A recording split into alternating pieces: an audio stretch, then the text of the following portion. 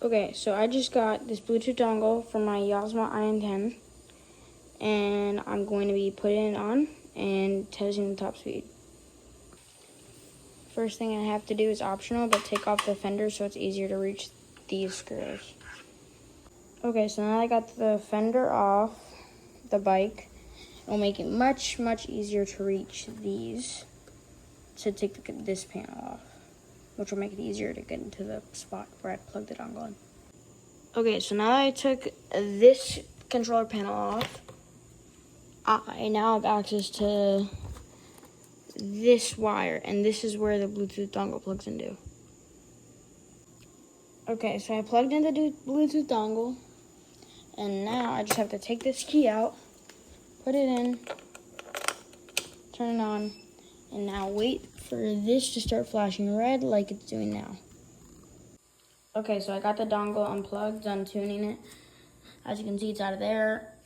So now I'm gonna test speed.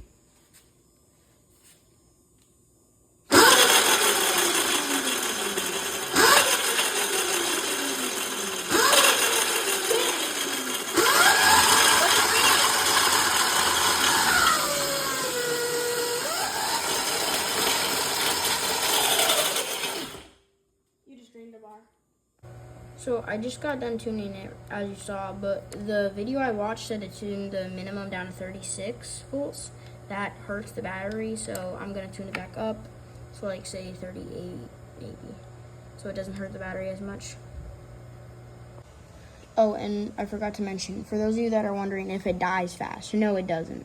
I started at full battery, which is 54.4 volts, and it, like, by the time I was riding, by the time I was done riding, I have been riding for like 2 hours, and it was only at like 50 volts. So yeah, I'd say it's very good, and it goes like 55.